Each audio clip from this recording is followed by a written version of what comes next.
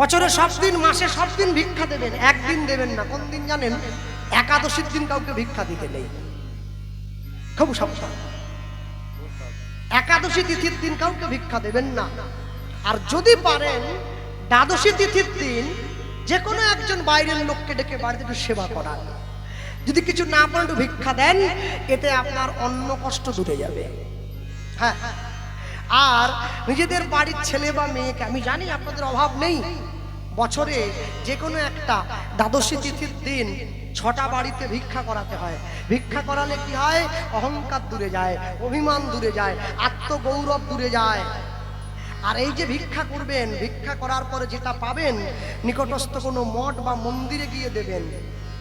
এক পকেটে mobile phone থাকে, আরেকটা পকেটে গীতা থাকবে, তবে তো জীবনে ব্যালেন্স থাকবে। তাহলে কি করে থাকবে? প্রত্যেক রবিবার করে বাড়িতে মাছ মাংস কিনে এনে খান। এক রবিবার বাড়িতে মাছ মাংস খাবেন, আরেক রোববার করে মন্দিরে গিয়ে প্রসাদ পান, তবে তো জীবনে ব্যালেন্স থাকবে। মাসে একদিন করে বাড়ির সবাই মিলে সিনেমা দেখতে যান, মাসে একদিন করে ভগবানের নাম শুনতে যান, তবে তো জীবনে ব্যালেন্স থাকবে। হ্যাঁ, মনে রাখবেন। আমি লক্ষ্য করেছি আজকে আমাদের হিন্দু সনাতন ধর্মের মানুষের জীবনে এত অধঃপতন কেন জানেন? কেন বলুন তো? বাঙালি হিন্দুরা গলায় তুলসীর মালাবিহীন, কপালে তিলকবিহীন, শাস্ত্র জ্ঞানবিহীন, মুখে সংস্কৃত শ্লোকবিহীন, আর হাতে অস্ত্রবিহীন। তাই হিন্দুদের জীবনে এত দুর্দিন, এত দুর্দিন আমাদের জীবনে নেমে এসেছে। মন্দিরে গিয়ে পুজো করার লোক আছে, প্যান্ডেলে গিয়ে প্রসাদ খাওয়ার লোক আছে, ধর্ম অনুষ্ঠানে ডিজে গান বাজিয়ে নাচার লোক আছে, ঠাকুর ভাসানের সময় মদ খাওয়ার লোক আছে, কিন্তু ধর্মকে রক্ষা করার মতো কোনো লোক নাই। যেটা আমাদের জীবনের সব থেকে বড় কথা। মানুষ মরার পরে তার বুকের উপরে একটা গীতা দিয়ে দিল। আরে বুকের উপরে গীতা দিয়ে দিয়ে বলে মরে গেছে না? এই দেখো, সারা জীবনে গীতা খুলে দেখলো নি, ওটা খায় না, মাথায় দেয়, মরার পরে বুকের উপরে গীতা দেয়। মরার পরে বুকের উপরে গীতা দিয়ে দিয়ে ভালো লাগুক আর না লাগুক রোজ খাবে তিতা, ইচ্ছা করুক আর না করুক রোজ পড়বে গীতা। হ্যাঁ, একটা মুসলমান বাড়ির ছেলে, সে যদি মাথায় টুপি পরে, সে যদি লুঙ্গি পরে, আর 5টা মুসলমান তাকে সম্মান করে। একটা হিন্দু বাড়ির ছেলে, সে যদি গলায় মালা পরে, কপালে তিলক দেয়, বাকি 5টা হিন্দু তাকে টোন টিটকিরি কাটে। আকাশের শোভা চাঁদ, চাঁদের শোভা তারা, বৃন্দাবনে কৃষ্ণ শোভা নদীয়াতে গোরা, গ্রামের শোভা বাড়ি আর ঘাটের শোভা হাঁড়ি, মুসলমানের শোভা তার বড় বড় দাড়ি। বাঙালি হিন্দুরা সংসারে পড়ে ভোগ করে কত জ্বালা, তবু তারা ভুলেও পড়ে না গলায় দুফের তুলসীর মালা। তুলসীর মালা পড়বে প্রত্যেকে, কেউ যেন বাদ না যায়। লোকে আমাকে অজুহাত দেয়, জানেন তো কৃষ্ণবাবু আপনি মালা পড়তে বলছেন। হ্যাঁ, আমি লোককে লুঙ্গি খোলাবার চেষ্টা করছি, আর আমার বাড়ির লোক যদি লুঙ্গি পরে ঘুরে, বড় বিপদ না? এই লুঙ্গি কারা পরবে? লুঙ্গি পরবে হাসেম মিয়া। বাঙালি লুঙ্গি পরে কিসের জন্য? হ্যাঁ, লুঙ্গি বাঙালি পরবে কেন? লুঙ্গি তারা পরবে যারা মসজিদে যাবে। তুমি লুঙ্গি পরবে কেন? তুমি প্যান্ট পরবে, ধুতি পরবে। যদি ধুতি পরতে কষ্ট হয়, ধুতিটাকে লুঙ্গির মতো করে পরবে, তবে লুঙ্গি নয়। তবে অবশ্য একটা সুবিধাও আছে, লুঙ্গিটা একটু খোলা থাকে তো, একটু হাওয়াটা ভালো পাস, ভালো না পড়ছে, আমি না বলতে পারি না। মনে রাখবে, তুলসীর মালা প্রত্যেকে গলায় দেবে। লোকে আমাকে বলে, অনন্ত বলবো মালা যে পরব, এখনো তো মাঠ ছাড়তে পারলাম না। অজুহাত, পরবেনি বলে অজুহাত। মালা পরো, তোমার যা মনে আসে খাও, মালা পরবে। তবে যারা আমিষ খায় তারা মালাটা গলার থেকে নামিয়ে পরবে, যারা নিরামিষ খায় মালাটা কণ্ঠের সঙ্গে লাগিয়ে পড়বে। তবে পড়বে কেন পড়তে বলছি জানো? লাইনে দাঁড়াও, তবে তো ডাক পাবে। যদি লাইনে না দাঁড়াও তো ডাক পাবে কি করে? মালা পড়বে। তুলসীর মালা পরার জন্য সকলের অধিকার আছে, কেউ বাদ যায় না, সবাই অধিকার। হ্যাঁ, বড় দুঃখ লাগে মনে, আমাদের বাড়ির ছেলে মেয়েরা স্কুলে যায়, তারা গলায় যীশু খ্রিস্টের লকেট ঝুলিয়ে স্কুলে চলে যায়, তুলসীর মালা গলায় পড়ে না। আর পূর্ব মেদিনীপুরে আমি ভগবানপুর সাইডে অনেক জায়গায় কীর্তন করেছি, সেখানে আমি অনেক অনেক কমিটির কাছে গিয়ে শুনেছি, কানে পড়েছে। মানুষ আমাকে বলে, দাদা আমাদের আমাদের পূর্ব মেদিনীপুরে অনেক মানুষ তারা তুলসী মন্দির ভেঙে দিয়ে সব খ্রিস্টান হয়ে যাচ্ছে। হ্যাঁ বলিস কি রে? হ্যাঁ, মন্দির ফন্দির ভেঙে একবারে সব কিছু তজনজ করে তারা কীর্তনও শুনবেনি, মহোৎসবেও প্রসাদ খাবেনি, তারা গ্রাম থেকে আলাদা হয়ে যাচ্ছে। বলে আমরা হরিনাম শুনবনি, তুলসী মঞ্চ ভেঙে দেবে। কি করবে? কি করব? আমরা প্রত্যেক দিন দুপুরবেলা করে হাতে 3 বার করে তালি দিয়ে যিশুর নাম বলবো, জয় যিশু, জয় যিশু, জয় যিশু। যা বলবো আমাদের কোমরে যে ব্যথা ট্যাথা আছে, গাঁটে মাথা সব ভালো হয়ে যাবে। কি চিটিংবাজি বলবে, মহা চিটিংবাজি। হ্যাঁ, হাতে তালি দিয়ে যিশুর নাম করলে কোমরে ব্যথা ভালো হয়ে যাবে। আরে করোনায় সব থেকে বেশি মরে গেছে যিশুর দেশের লোক। ভারত ভ্যাকসিন না দিলে দেশ খালি হয়ে যেত। নিজের ধর্মে মরণও ভালো, পরের ধর্মকে নকল করা মোটেই ভালো কাজ নয়, মনে রাখবেন সব সময়। কোনো কিছুর বিনিময়ে নিজের ধর্মকে জলাঞ্জলি দেবেন না, কোনো কিছুর বিনিময়ে নিজের ধর্মকে নষ্ট করবেন না। নিজের ধর্মকে স্বাবলম্বন করে নিজের ধর্মকে সাথে নিয়ে পথ চলবেন। আর আমি বলতে গিয়ে বলবো, আমি বলতেই পারি একসঙ্গে হাসি মাখা বদনে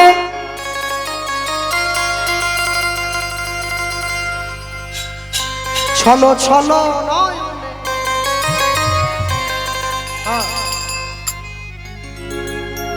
হাসি মাখা বদনে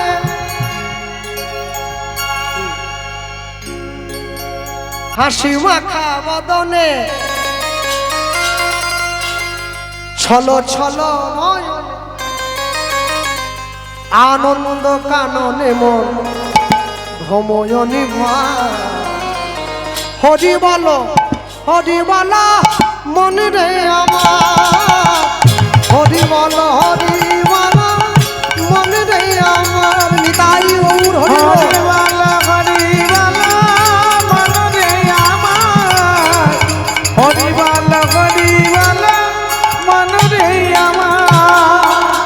হাসি মাখা বদনে চলো চলো নয়নে, হাসি মাখা বদনে চলো চলো নয়নে, আনন্দ কাননে মোর, আনন্দ কাননে মোর রঘুয় বিরাজ। হরি বলো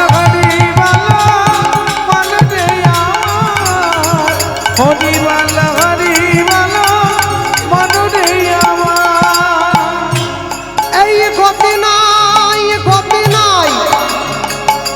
এই হরি নাম ছাড়া, কণ্ঠ ভরিয়া হয়ে আত্মহারা। এই গতি নাই হরি নাম ছাড়া, কণ্ঠ ভরিয়া হয়ে আত্মহারা। আস্তে মাধব দাসের বাবা ভিক্ষার ঝুলিটা মাথায় তুলে নিয়েছে, ঘরে যাচ্ছে, ভগবানকে ভোগ দিতে হবে। গতি নাই হবে নাম ছাড়া, কণ্ঠ ভরিয়া হয়ে আত্মহারা। এই গতি নাই হরি নাম ছাড়া, কণ্ঠ ভরিয়া হয়ে আত্মহারা। ওই দেখো তোমার বন্ধু তরিতেছে ভব সিন্ধু, ওই দেখো তোমার বন্ধু তরিতেছে ভব সিন্ধু। ওই দেখো তোমার বন্ধু তরিতেছে ভব সিন্ধু, ওই দেখো তোমার বন্ধু তরিতেছে ভব সিন্ধু। হাত ধরে তোমায় সে, হাত ধরে তোমায় সে করে দেবে পার। হরি বলো তাই হরি বলো মন রে আমার, হরি বলো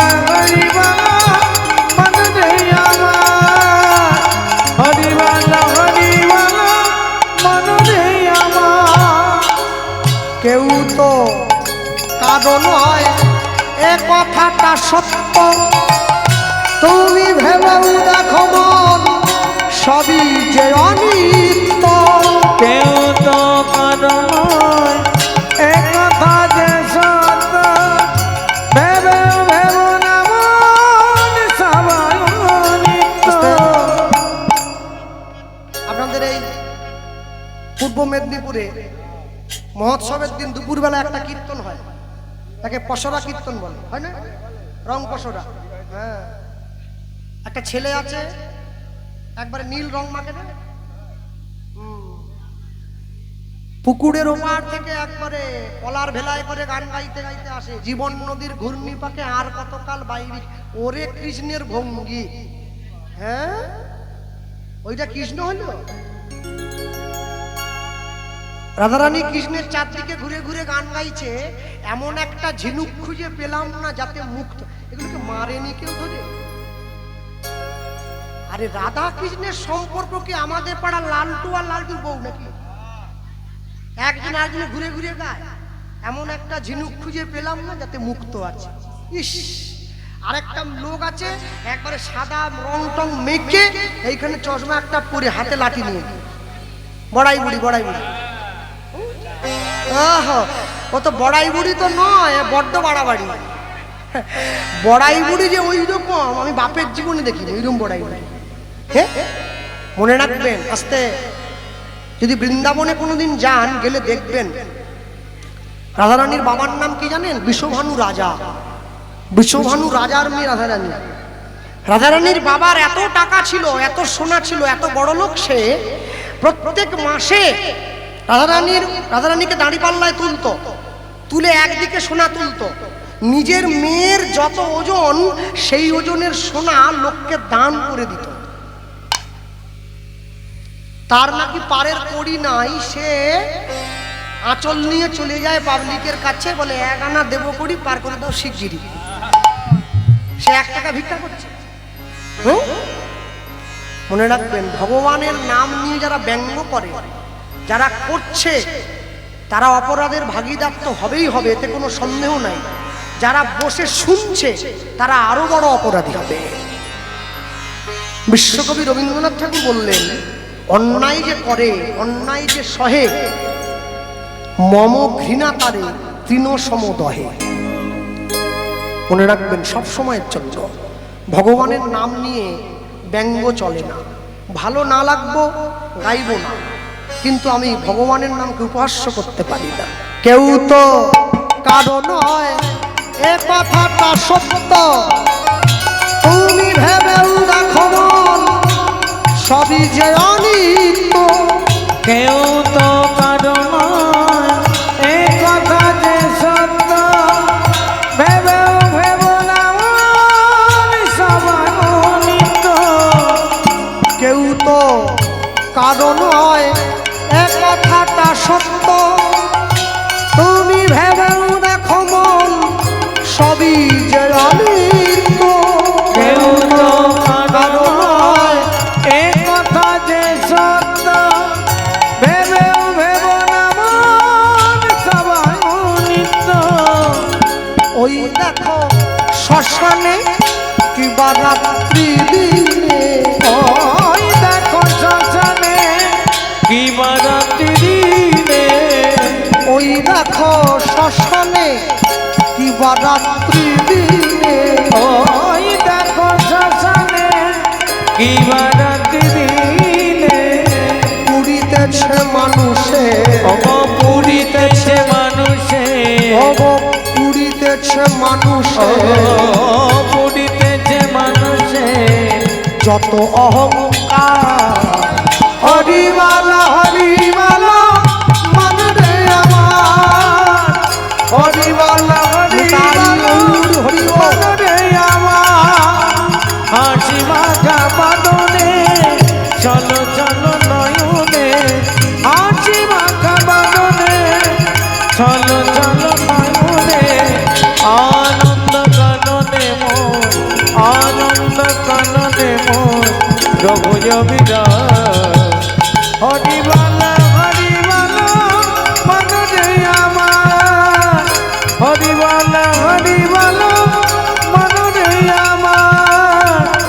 হরিবালা হরিবালা মনরে আমার নিতাই গৌর প্রেমানন্দে হরিবা নিতাই গৌর হরি হরিবা নিয়ে এসেছে। ভিক্ষার ঝুলিটা কাঁধে নিয়ে তাড়াহুড়ো করে বাড়ির দিকে পা বাড়িয়েছে। আর ভিক্ষার ঝুলিটা কাঁধে নিয়ে যখন বাড়ির দিকে পা বাড়ালো, হঠাৎ করে আকাশের পশ্চিম কোণায় একটা কালো মেঘ উকি দিল। আস্তে আস্তে করে সেই কালো মেঘে পুরো আকাশটা ভরে গেল। দেখতে দেখতে ঝমঝম করে বজ্রবিদ্যুৎ সহকারে বৃষ্টি নেমে এলো। ভিক্ষার ঝুলিটা মাথায় নিয়ে মাধব দাসের বাবা সেই কাদা রাস্তায় পথ চলতে গিয়ে পথের মাঝে উছুট খেয়ে আছাড় খেয়ে মাটিতে পড়ল।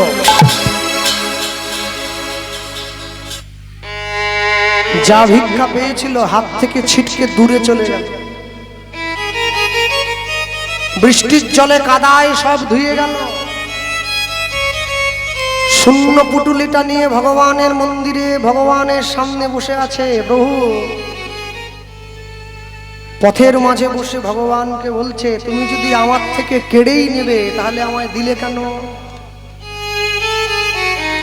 দিয়ে মন দিয়ে ধন কেড়ে নিতে সময় লাগে কতক্ষণ? তাই জীবনে কোনো কিছু নিয়ে কোনোদিন অহংকার করবে না। আজকে তুমি প্রসাদ পেতে আসছো, প্রসাদ পেতে আসার সময় তুমি সঙ্গে করে গামলা আনছো, টিফিন বাটি আনছো, বড় বাটি নিয়ে এসছো। কেন? নিজেও খাবো, যারা বাড়িতে আসতে পারেনি ওদের জন্য বই নিয়ে যাও। মনে রাখবে, তুমি যেমন করে প্রসাদটা বই নিয়ে যাচ্ছ নিজের বাড়ির ছেলে মেয়েদের জন্য, তুমি যদি এমন করে গুরুদেবের কাছে গিয়ে সাধুগুরু বৈষ্ণবের চরণ থেকে চরণ ধুলিটা আঁচলে করে বাড়িতে নিয়ে যেতে, তাহলে তোমার সংসারটা আজকে সুখে ভরে যেত, দুঃখের সংসার হতো না। নিতাই বলে কাঁদো, সংসারের জন্য কাঁদতে হবে না। গৌর বলে কাঁদো, সংসারের জন্য কাঁদতে হবে না। তুমি সংসারের জন্য কাঁদবে, সংসার তোমায় আরো দুঃখ দেবে, আরো কষ্ট দেবে, আরো যন্ত্রণা দেবে।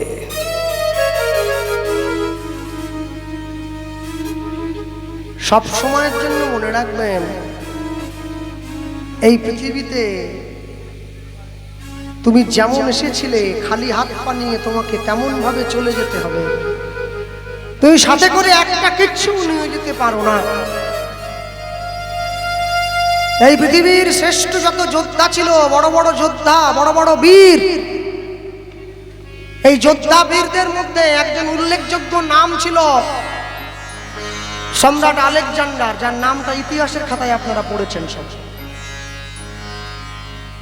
আলেকজান্ডার এত বড় বীর ছিলেন, তিনি গোটা বিশ্বকে শাসন করতেন, এত বড় সম্রাট ছিলেন। আলেকজান্ডারের মাথায় একটা টুপি ছিল, চামড়ার তৈরি টুপি। তিনি গোটা বিশ্বের বড় বড় বীরদেরকে আহ্বান করেছিলেন যে যতক্ষণ আমার হাতে অস্ত্র থাকবে, যদি কেউ প্রকৃত বীর হয়ে থাকে তাহলে আমার মাথার টুপিটা আমার মাথার থেকে খুলে দেখাবে, আমি তার কাছে হার স্বীকার করব, তাহলে বুঝবো সে সত্যিকারের বীর হয়েছে। মৃত্যুর আগে পর্যন্ত তার ওই টুপিটা কেউ খুলে নিতে পারেনি, এত বড় বীর ছিলেন তিনি। তিনি যখন মারা যাচ্ছিলেন, মৃত্যুর আগে তিনি কথা বলে গিয়েছিলেন যে আমি মারা যাওয়ার পরে আমি তোমাদেরকে নির্দেশ দিয়ে গেলাম পরিবারের মানুষজনকে যে তোমরা আমার এই কথা একটু রক্ষা করো। আমার কথা কি কথা? আমার প্রথম শর্ত, যে রাস্তা দিয়ে তোমরা আমাকে শ্মশান ঘাটে নিয়ে যাবে, আলেকজান্ডার মারা গেলে শ্মশানে তো পোড়ানো হবে না, মাটিতে কবর দেওয়া হবে। কেন? খ্রিস্টান ধর্মের মানুষ কবর, আমি সমাধি বলবো না, কবর বলবো। কেন? সমাধি দেওয়া হয় বসিয়ে, কবর দেওয়া হয় শুইয়ে। মুসলমানদের সমাধি হয় না, মুসলমানদের কবর হয়। আর হিন্দু বৈষ্ণব বাঙালিদের সমাধি হয়, কবর নয়, বসিয়ে দেওয়া হয়।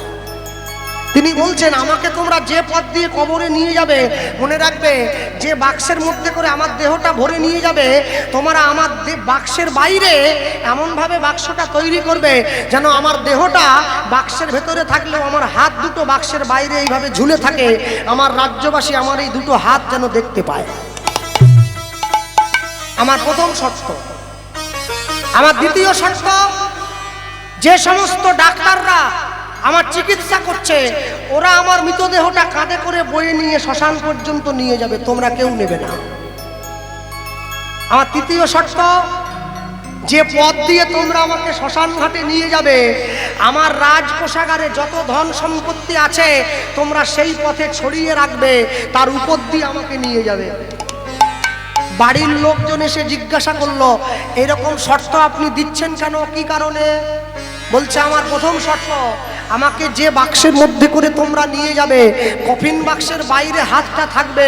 আমি আমার রাজ্যের মানুষকে দেখিয়ে দিতে চাই আমি পৃথিবীর শ্রেষ্ঠ বীর, এটা ঠিক, কিন্তু যেমন আমি খালি হাতে এসেছিলাম তেমন খালি হাতে চলে যাচ্ছি, কিচ্ছু নিয়ে যেতে পারলাম না, তাই হাত দুটো বাক্সের বাইরে থাকবে। আমার দ্বিতীয় শর্ত, যে চিকিৎসকরা আমার চিকিৎসা করেছিল, যে ডাক্তাররা, ওরা আমার দেহটা বয়ে শ্মশান পর্যন্ত নিয়ে যাবে। কেন জানো?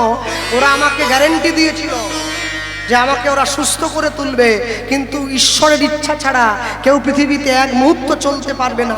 ওরা মিথ্যে কথা বলেছে, তাই ওদের মিথ্যেটা মানুষকে দেখাবার জন্য ওরা আমার মৃতদেহটা কাঁধে করে বয়ে নিয়ে যাবে। আমার তৃতীয় শর্ত, আমি যত সম্পত্তি যত সোনাদানা অর্জন করেছি সমস্ত আমার পথে ছড়িয়ে রাখবে। কেন জানো? আমি মানুষকে ঠকিয়ে যা কিছু অর্জন করেছিলাম, মানুষকে মেরে যা কিছু অর্জন করেছিলাম, আমি এখান থেকে নিয়েছি, আমাকে এখানে দিয়েই চলে যেতে হচ্ছে, তাই মানুষকে ঠকানোটা আমার জীবনে অন্যায় হয়েছে, তাই সেই পথে সমস্ত সোনাদানাগুলো ছড়িয়ে রাখবে। মনে রাখবে, মানুষ তো বড় আজব। আমাদের বাড়ির দরজার তালা ভেঙে যে চোরটা রুটি চুরি করে, যে চোরটা বাড়ির খাবার চুরি করে, যে চোরটা গাছের বাড়ির নারকেল চুরি করে, আমরা তাকে গাছের সঙ্গে বেঁধে রাখি। কেন? ও তো চোর, চোর বলে গাছের সঙ্গে বেঁধে রাখি, তাই না? হ্যাঁ। আর যে চোরটা একটা কলমের খোঁচা দিয়ে কোটি কোটি টাকা চুরি করে, সে যখন আমার গ্রামে আসে আমি তাকে গলায় একটা ফুলের মালা পরিয়ে দিই, বলি, স্যার ভালো আছেন তো? আমরা কোটি চোরকে আদরে রাখি আর রুটি চোরকে বেঁধে রাখি, এই হচ্ছে আমাদের জীবনের চরিত্র। কর্মচারীর হাত থেকে যদি চায়ের কাপটা পড়ে ভেঙে যায়, মালিক বলে সামনের মাসের বেতন থেকে 50 টাকা কেটে নেবো। কেন? তোর হাত থেকে পড়ে ভাঙলো। আর মালিকের হাত থেকে পড়ে যদি ভেঙে যায়, মালিক বলে কোম্পানিটা ভালো নয়, তাই ভেঙে চলে গেছে।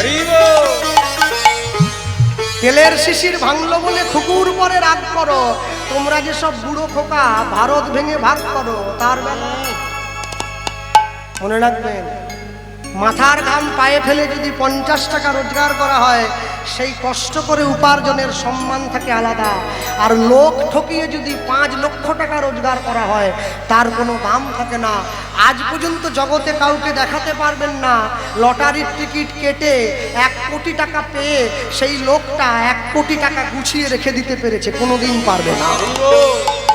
কেন?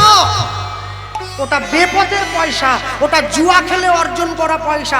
তাই যদি রাখা যেত, তাহলে দুর্যোধন শকুনিকে দিয়ে কুরুক্ষেত্রের রাজ্যটা নিজের কাছে রেখে দিতে পারত, যেটা জুয়া খেলে অর্জন করেছিল। কোনোদিন পারবে না। তুমি সৎ পথে থাকবে, সততা নিয়ে পথ চলবে, জীবনে অনেক বাধা বিপত্তি আসবে, তোমার উঁচু মাথা কোনোদিন নিচু হবে না। সতের লোহা বইবে, অসতের সোনা বইবে না। কেন জানো?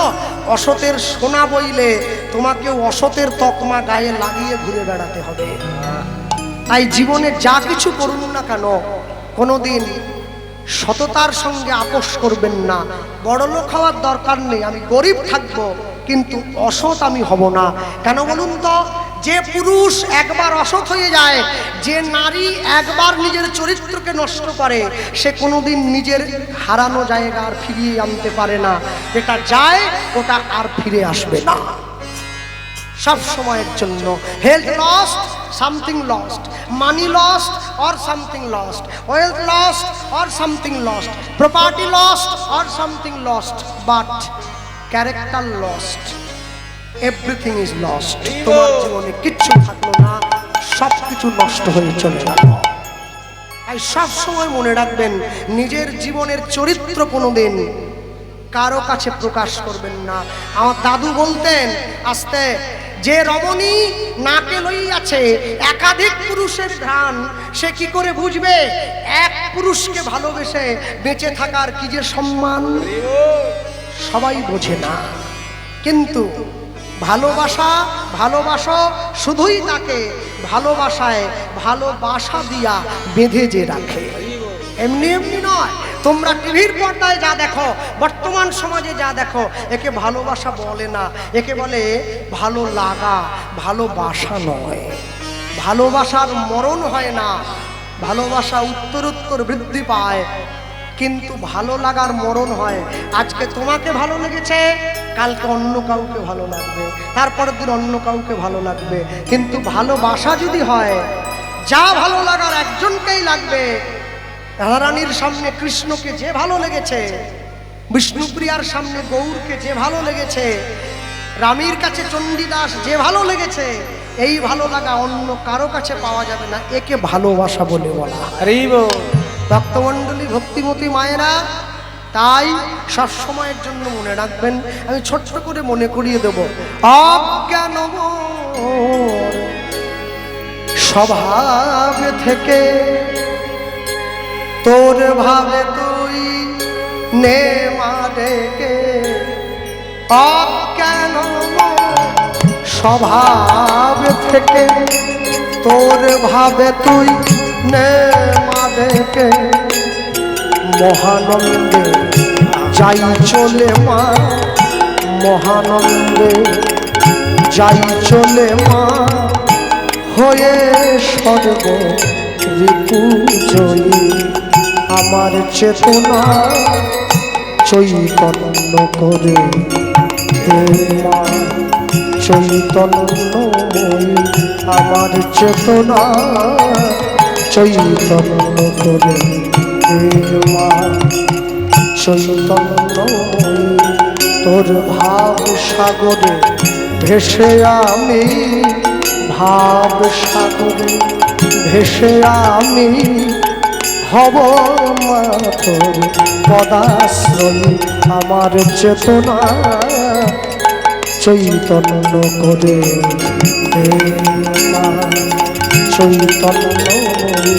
আমার চেতনা চৈতন্য করে হে মা, চৈতন্যময়ী। এরপরে কি লিখছেন? তোর ভাবের খেলা দিয়ে দে মায় আমার যা কিছু সব অভাব মিটিয়ে। তোর ভাবের খেলা দিয়ে দে মায় আমার যা কিছু সব অভাব মিটিয়ে। কুতূহল এ জীবনে নিয়ে নে মাতার চরণে। কুতূহল এ জীবনে মা,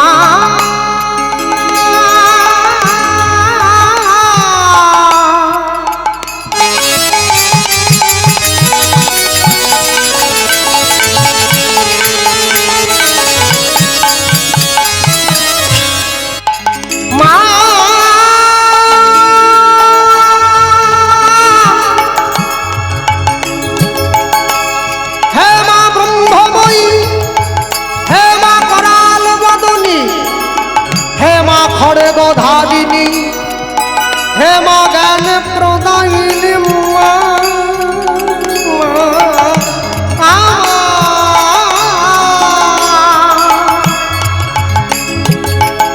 মা মা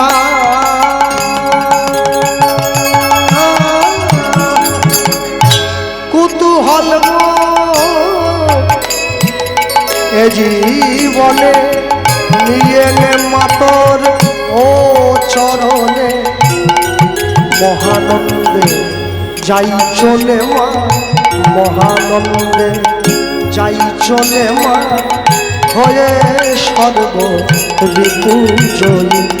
চেতনা চৈতন্য করে দেবা চৈতন্যময়ী আমার চেতনা চৈতন্য করে দেবা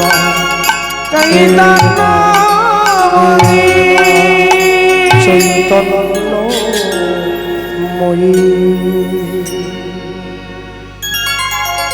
ভগবানের মন্দিরে ভগবানকে প্রণাম করছে। সকাল গড়িয়ে দুপুর হলো, দুপুর গড়িয়ে বিকেল হলো, বিকেল গড়িয়ে সন্ধ্যা হয়ে গেল। মাধব দাসের বাবা ঘরে ফিরে এলো। মায়ের মনে চিন্তা হলো, আমার ছেলে কোথায়? গভীর রাত্রিতে পাড়ার লোকেরা কাঁধে করে একটা মৃতদেহ নিয়ে মাধব দাসের বাড়ির দরজার সামনে এসে দাঁড়ালো। দরজায় ধোকা দিয়ে ডাকছে, ব্রাহ্মণী, ব্রাহ্মণী দরজা খোলো। ছুটে গিয়ে দরজাটা খুলে দিয়েছে।